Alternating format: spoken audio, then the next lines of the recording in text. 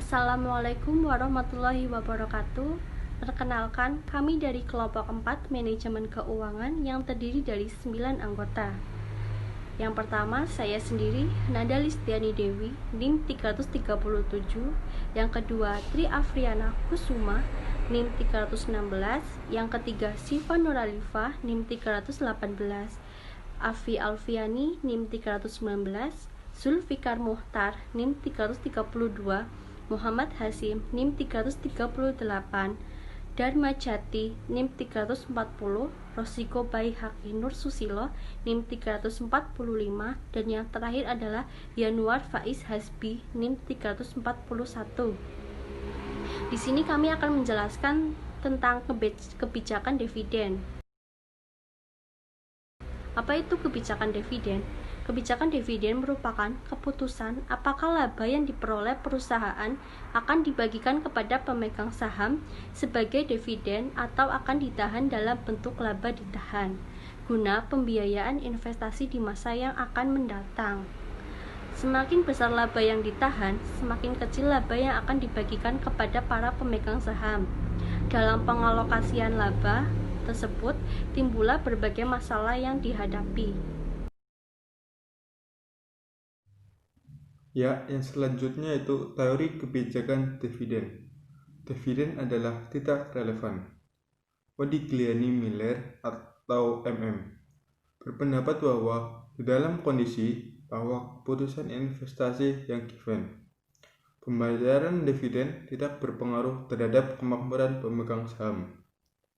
MM juga berpendapat bahwa nilai perusahaan ditentukan oleh earning power dari aset perusahaan. Hal yang terpenting dari pendapatan MM adalah bahwa pengaruh pembayaran dividen terhadap kemakmuran pemegang saham akan diimbangi dengan sejumlah yang sama dengan cara pembelanjaan atau pemenuhan dana yang lain. Ya, selanjutnya yang B, bird in the hand theory. Salah satu asumsi dalam pendekatan Modigliani Miller ini adalah bahwa kebijakan dividen tidak mempengaruhi tingkat keuntungan yang disyaratkan oleh investor atau KE. KE sama dengan D1 per PO plus G.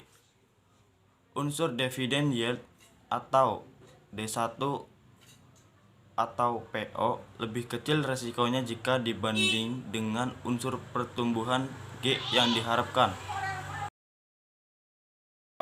C. Tax difference theory. Bagi investor yang dikenal pajak pendapatannya perseorang, pendapatan yang relevan bagiannya adalah pendapatan setelah pajak. Model penilaian saham dengan tingkat pertumbuhan yang konstan ke D1 atau PO plus G. Tingkat keuntungan yang diharapkan terdiri atas komponen yang dividen yield ditambah dengan capital gain yang diharapkan. Ya, yang selanjutnya information content hypothesis. Di dalam teori MM ini berpendapat bahwa suatu kenaikan dividen yang di atas biasanya merupakan suatu sinyal kepada para investor bahwa manajemen perusahaan meramalkan suatu penghasilan yang baik di masa datang. Yang E, Clinton Effect. Clinton Effect menjelaskan bahwa terdapat kelompok pemegang saham yang memiliki preferensi pandangan, kepentingan, dan tujuan berbeda dalam menyikapi kebijakan dividen perusahaan. Pemegang saham ingin perusahaan menahan laba bersih perusahaan untuk perluasan usaha. Ya, kemudian ada kebijakan dividen dalam praktek. Yang pertama ada stok dividen. Stok dividen adalah pembayaran tambahan saham atau dividen dalam bentuk saham yang dibayarkan kepada pemegang saham. Dan stok dividen itu sendiri tidak lain adalah perubahan kembali modal perusahaan atau rekapitulasi perusahaan. Sedangkan untuk proporsi tingkat kepemilikan itu tidak mengalami perubahan. Yang ke B ada stock split. Stock split adalah pemecahan nilai nominal saham ke dalam nilai yang lebih kecil. Dengan demikian, jumlah lembar saham yang beredar akan meningkat proporsional dengan penurunan nilai nominal saham. Tujuan stock split adalah untuk menempatkan harga pasar saham dalam trading range tertentu. Yang ke-C ada repurchase of stock. Perusahaan sering harus melakukan pembelian kembali saham perusahaan karena perusahaan memiliki kelebihan kas dan tidak ada kesempatan investasi yang menguntungkan. Dengan pembelian kembali, maka jumlah lembar saham yang beredar akan berkurang dan dividen per lembar saham akan lebih besar. Akhirnya harga pasar saham akan meningkat. Kesimpulan, kebijakan dividen merupakan bagian yang tidak dapat dipisahkan dengan keputusan pendanaan perusahaan.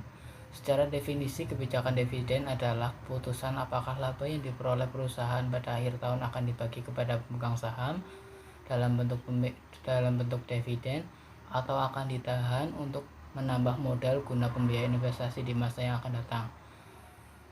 Kebijakan dividen dalam praktek mencakup stok dividen, stock split, dan repurchase of stock.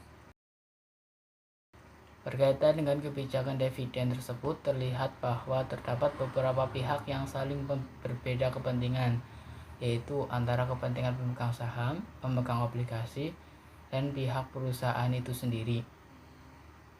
Besar kecilnya dividen yang akan dibayarkan oleh perusahaan tergantung pada kebijakan dividen dari masing-masing perusahaan.